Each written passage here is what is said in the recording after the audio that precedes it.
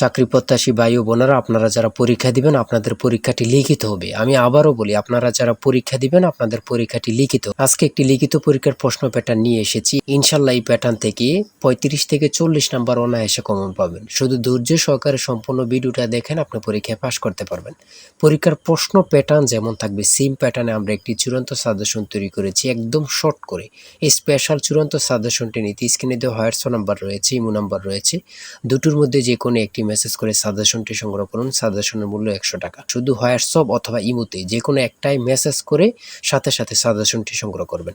সাজেশনের মূল্য মাত্র 100 টাকা। আমি অবশ্যই বলি, যারা যারা পরীক্ষা দিবেন অবশ্যই প্রত্যেকে সাজেশনটি সংগ্রহ করবেন। ইনশাল্লাহ আপনারা পরীক্ষায় পাশ করে যাবেন। আপনি মনে করেন আপনাদের পরীক্ষার প্রশ্ন প্যাটার্নটা যেমনভাবে সাজানো হবে সেম প্যাটার্নে আমাদের সাজেশনটি সাজানো। আপনারা যেন আমাদের সাজেশনটি পড়ে পরীক্ষা উত্তীর্ণ হয়ে যান সেম প্যাটার্নে, এর জন্য আমরা সাজেশনটি তৈরি করেছি। আমরা মূল কথায় চলে যাই।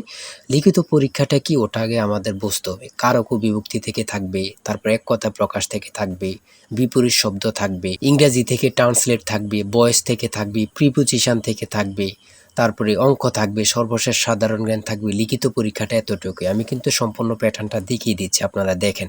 হ্যাঁ, সর্বপ্রথম রয়েছে কারক ও বিভক্তি নির্ণয় করুন। এখানে 5টা দেয়া থাকবে, 5টার জন্য 5 মার্ক, অর্থাৎ প্রত্যেকটার জন্য 1 নাম্বার করে, ঠিক আছে। তারপরে 2 নাম্বারে রয়েছে বাক্য সংক্ষেপণ করুন।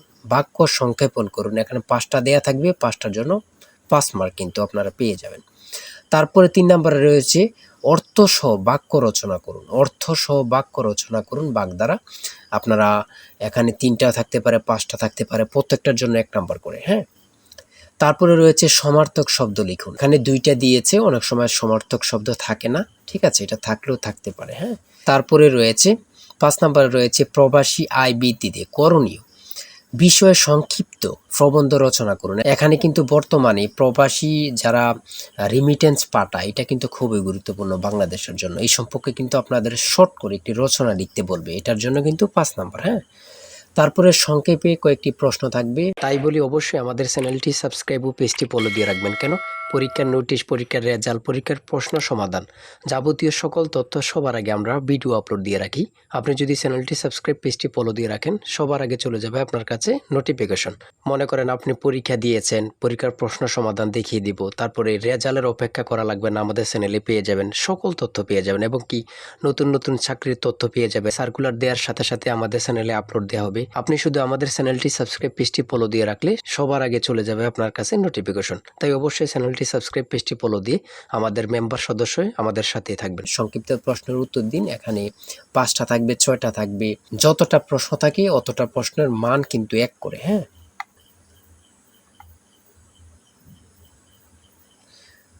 তারপরে 7 নম্বরে কি দেওয়া হয়েছে আমরা দেখি।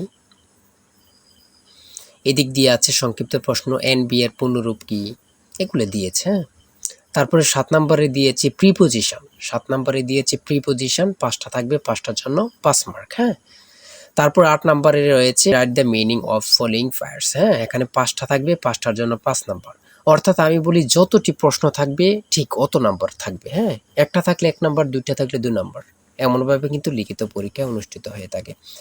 তারপরে এখানে 9 নম্বরে দিয়েছে ক্লাইমেট চেঞ্জ, একটা প্যারাগ্রাফ শর্ট করে। হ্যাঁ, আপনারা 5 নম্বরে একটা প্যারাগ্রাফ থাকবে, এখানে ট্রি প্ল্যান্টেশনও থাকতে পারে, অন্য প্যারাগ্রাফও থাকতে পারে, লোডশেডিংও থাকতে পারে, অন্য প্যারাগ্রাফ থাকতে পারে। আমাদের সাজেশনে কিন্তু এই প্যারাগ্রাফগুলো সমাধান দেয়া আছে। হ্যাঁ, সমাধান সহ দেয়া আছে। আমার এখানে যেভাবে দেয়া আছে সেমভাবে কিন্তু আমাদের সাজেশনে দেয়া আছে।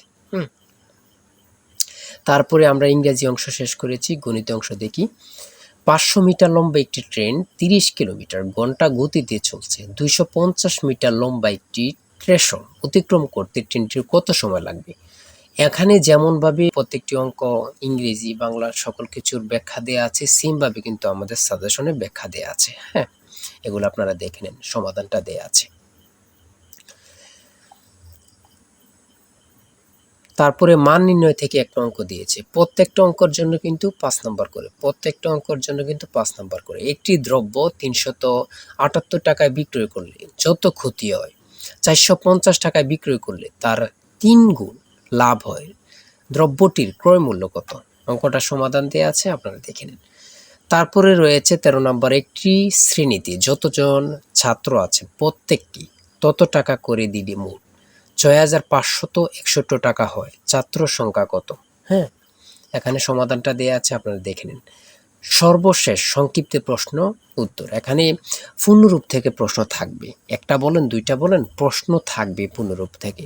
হ্যাঁ, এখানে যেমন দিয়েছি এটিএম এর পূর্ণরূপ কি, তারপরে রয়েছে জাতিসংঘের নামকরণ করেন কি, অথবা জাতিসংঘ সনদ কবে কার্যকর হয়।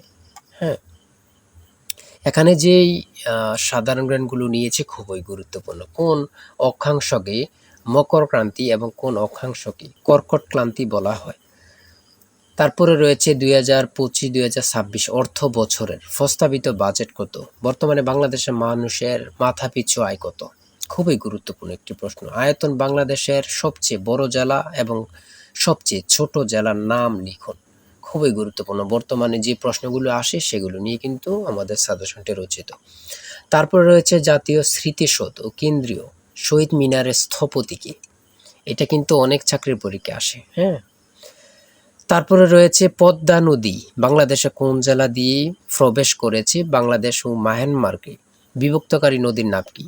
নাফ নদী। এটা কত পরীক্ষা যে আসছে আল্লাহ ছাড়া কেউ জানে না। বিভক্তকারী নদীর নাম হচ্ছে নাফ নদী। হ্যাঁ, আইসিসি এবং ফিফা এর সদর দপ্তর কোথায়? খুবই গুরুত্বপূর্ণ। 2024 সালে শান্তিতে নোবেল পুরস্কার পেয়েছেন কে? তিনি কোন দেশের নাগরিক?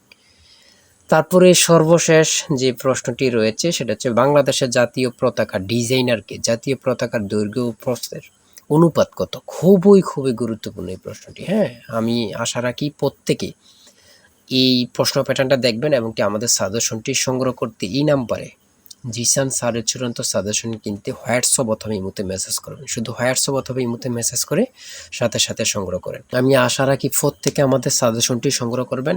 ইনশাল্লাহ আমাদের সাজেশনটি পড়ে পরীক্ষা দিতে গেলে আপনি উত্তীর্ণ হয়ে যাবেন। আর অবশ্যই আমাদের চ্যানেলটি সাবস্ক্রাইব করে আমাদের পাশে থাকবেন। আজকের ভিডিও এই পর্যন্ত। সবাই ভালো থাকবেন, সুস্থ থাকবেন। আল্লাহ হাফেজ।